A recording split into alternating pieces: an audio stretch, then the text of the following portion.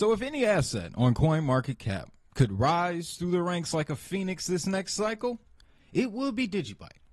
Now, I know you probably don't believe me, but wait until I show you what I've discovered. So, top of the list, we have an e-commerce store making its way to Digibyte. So this is going to be a setup similar to an Etsy store or a Shopify store. The biggest difference, though, is that there's no overhead. So you're not paying for your domain every month, and you're not paying to keep your store open every month. The other side to it, though, is that it's not necessarily built on Digibyte. Digibyte is just the main currency that's going to be used, which pretty cool. It sounds pretty cool to me. Breaking off into e-commerce, what I can imagine happening with that is one of these smaller e-commerce companies decides to get into blockchain, get into Web3, and because of where Digibyte is, as far as price goes and status, it would actually be a lot cheaper to operate on Digibyte. Keep that in mind. Now, according to their Twitter account, DGB Commerce, they are expecting a full launch by March. So, as you can see here, the site is pretty bare bones at the moment, definitely in the development process. But I've already secured a domain. You can see Digit Hustle Network LLC, right? So as things develop, what they're going to allow us to do is sell different products, digital products, things like that. And as other features get integrated, we'll definitely be the first to know. So I'm very curious to see what can come from this. I have always wanted an opportunity to find a way to build on Digibyte or contribute something to it with my expertise. I'm not a developer, I'm not a coder, so I couldn't contribute that way. But I can tell you what I am good at, and that's selling a product, all right? So with that, though, Digibyte e-commerce, that's very promising. Something else I found to be very interesting, and this is going to apply to a narrative that we'll talk about later in the episode, is there's public financial statements on this site. And this is a record of withdrawals, deposits, donations, stuff like that, right?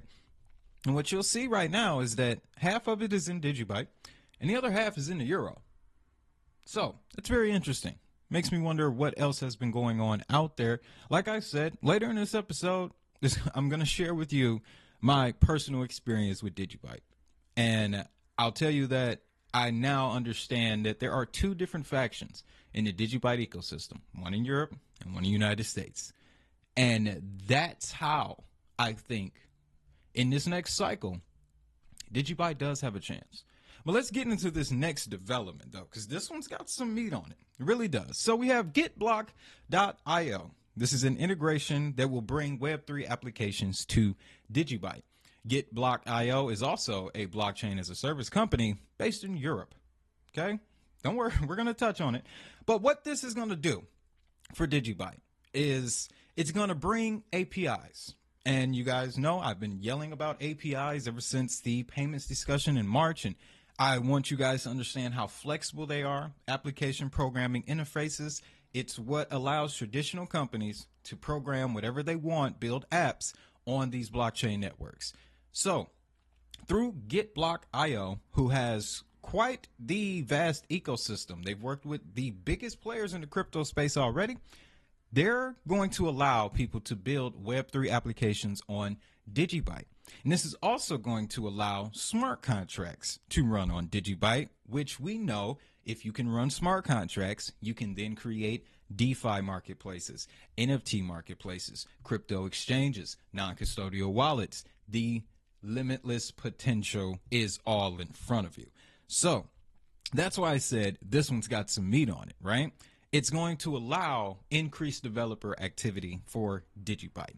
It's also going to expose people to Digi Assets as well as Digi ID. I'm telling you guys, look, I'm going to tag as many as I can under this one. But I have a suite of Digibyte videos. I call it a suite because you can watch each one and you'll get a full 360-degree angle of what Digibyte has been doing. Okay, again, it was one of the very first assets that I started to cover frequently on this channel, and it was for a very good reason. But Digi Assets are assets that already exist on the Digibyte ecosystem. There are NFTs there. I remember seeing a comic book that got published on Digi Assets, right? I haven't been following as closely on X as I did before. I actually took a break from social media earlier in the year, and I'm only just now getting back to it. But Digibyte Alliance awareness team, you'll see me. I have refollowed you guys. Something else, though, that a lot of people don't know about Digibyte is that Digibyte has a 15-second block time.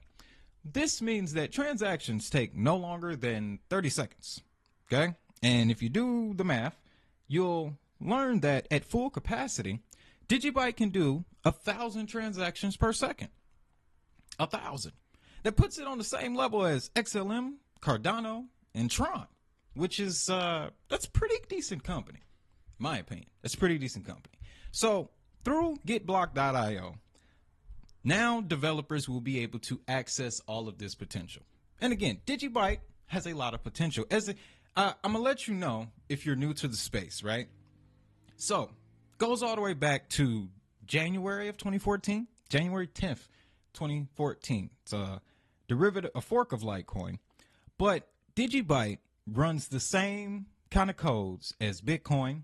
It is just as secure. It's never been down. It's never been hacked. It's pretty much the longest running blockchain, active blockchain in the crypto space at this moment. Like 10-year. We're talking about tenure here. And on the subject of Jared, things, haven't been so rosy this year. So he stepped down in July, right? And the biggest reason that he cited in interviews was there was just a lack of support for the core development of Digibyte. And I remember when I was, deep into social media, I would participate in different spaces, different Twitter spaces with members of the Digibyte community. And man, some of the things that we would talk about goes way beyond crypto. Like out of all of the communities in the crypto space, the Digibyte community is the most spiritual. That's really the perfect word I could use to describe it, because it's the essence of decentralization. Like the most decentralized project in crypto could very well be Digibyte, honestly. But I don't want to go on that tangent, guys, because even though he walked away from the company, thanks to recent knowledge and recent changes in the political landscape, that might actually be a very good thing for Digibyte. Let me explain what I'm talking about. So, a couple days ago, I did an episode about fair value accounting rules coming to crypto. And in those rules, they specifically state that companies pretty much can now start investing in crypto assets and reporting their profits and losses on a quarterly basis, making that information public. However, only certain assets are allowed to be invested in. These assets are intangible. And you guys remember what that definition stood for. These are intangible assets that their value isn't derived by the effort of the reporting entity. So that includes open source blockchains like Hedera, like Bitcoin, and Digibyte. Now there's another layer to that, guys. And I got it for you because Digibyte, and this lends to that whole, the two factions that I was talking about. We're going to talk about the U.S. faction here. So, in December of 2021, the Digibyte Alliance was formed in Wyoming.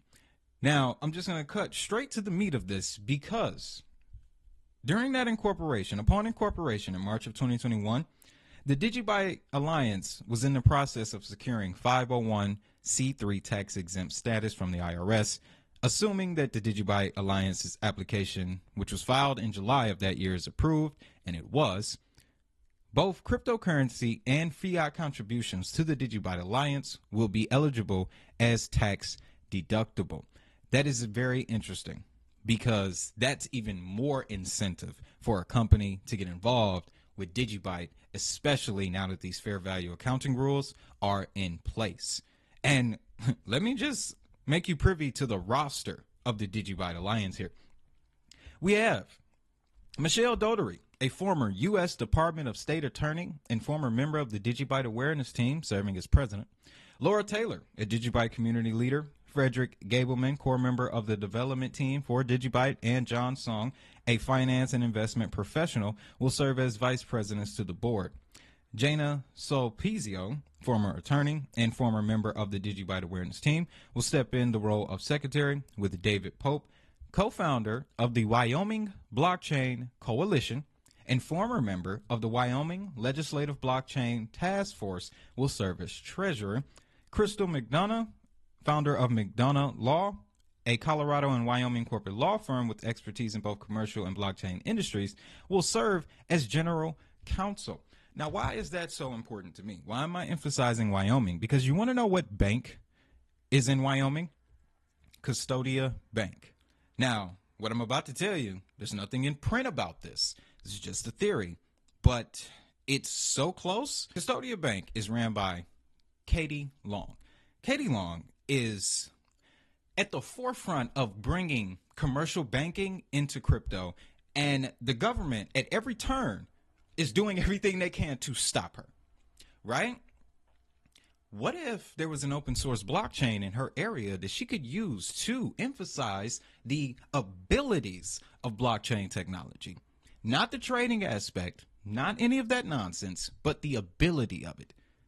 Thanks to these fair value accounting rules, they have an intangible asset in which that they can use.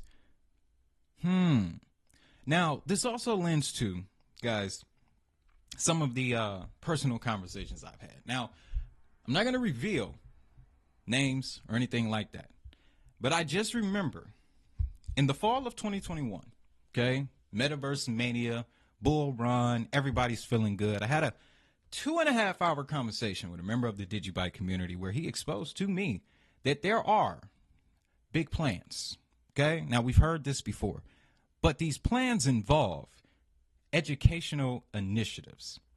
Now, we just had a discussion about AI in the classroom. We already know it's coming. And I mentioned earlier, my favorite application on Digibyte is DigiID.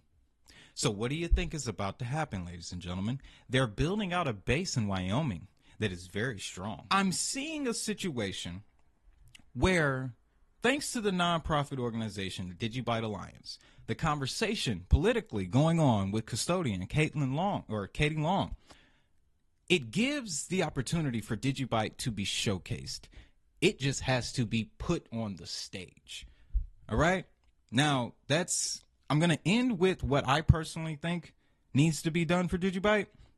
But let me share the other side of the narrative, the other faction here, because that's why we're getting technical development and e-commerce stores coming from Europe.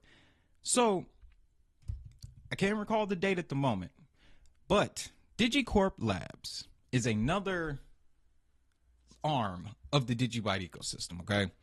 And they brought with them the Digibyte Metaverse token. And they launched this thing. I'm telling you, it had to be coordinated. Because you go back to June of 2021. Earliest would be May, when Zuckerberg was started to do interviews about changing the company to Meta. And we had the article from The Verge in July. And then by August, the DigiCorp Labs account popped up, right? Well, it popped up to me. And then they launched the Digibyte Metaverse token within days of Zuckerberg announcing Facebook had just become Meta. Now, that meant that Digibyte was one of the first to hop on the Metaverse run, okay? Also, you have relationships with LCX. Digibyte and LCX, the DGMV token was actually launched on the LCX exchange. There's also a relationship, thanks to DigiCorp Labs, with an international organization called Lulu Financial, which is tied in with the World Economic Forum. And they just made news recently, and I'm so mad that I can't recall it, but in my videos on Digibyte, I put it all out there, trying to tell you. So like I said, if there's any asset on CoinMarketCap that can rise like a phoenix, if all of the pieces come together, it would be Digibyte, okay? So with all of that, guys, here's something else you got to think about. The last video I made about Digibyte, I was talking about how there's only so many left. So Digibyte has a max supply of 21 billion, much like Bitcoin, but except the billion is a million. Much like, though, Bitcoin is close to that 21 million mark, especially if BlackRock puts that money down for those million Bitcoin for the ETF. That's what I heard, thanks to Discover Crypto. But if they put that million down, that's going to dramatically reduce the supply of Bitcoin. However, Digibyte has 80% of its tokens in circulation. Out of that 21 billion, there are about 17 billion in circulation, 16 or 17, right? That means that by the next election cycle in 2026, 2027, there's only going to be less than a billion left. So we've all seen supply and demand dynamics in crypto play out. Okay, the less amount of coins you have, the more scarce your asset is, the higher the value goes. So we could be looking at a situation for Digibyte where it would have been stagnant for almost 2 decades, and then all of a sudden, through the roof. I think Apple did that, Microsoft, Amazon. I'm not trying to boast here, but I'm just saying that's how those blue chips typically worked, right? I'm not saying that we're waiting 20 years for that, but you look at the grand scale. Digibyte came into existence in 2014. It will definitely be before 2034 before we see this, but 2024 through 2027, there's going to be a lot of pressure on the supply there. So, and if you take this into consideration, and this is something that popped off last year. So Coinbase uses this API called Rosetta. All right. This is how essentially they're able to incorporate multiple assets on their exchange. And one of the last stories that I was covering on Digibyte was the discussion of implementing Rosetta API into Digibyte. Now, as of April of last year, they linked up with First Bridge to develop this. Okay. Now, I wasn't able to find anything else. Hopefully, somebody from the community that sees this video will be able to give me more information.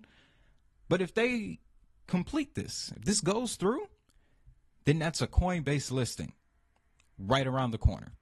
So if we're in the last, if 80% of the supply is already out there and we're in the last 20%, and then there's a Coinbase listing, the listing of Coinbase is going to bring a lot of attention to Digibyte. And once everybody becomes privy of the socioeconomic connections that Digibyte has here in the United States and abroad, like I said, a phoenix. With that being said, let me know what you think down in the comments. And lastly, okay, this is really it because I want to make sure I express this. If you are a Digibyte developer, a member of the community awareness team on the Alliance, reach out to me. Reach out to me. I don't know what I can offer, but I am willing to contribute my resources. All right? And it's not just making videos about Digibyte. I have learned a lot of things about business, about governance that I feel I can contribute to Digibyte. So, if you see this, reach out to me. Let's have a conversation. Now, with that, what I want you to do is have a great day, guys. Have a prosperous day. And always remember, if the money is digital, so is the hustle.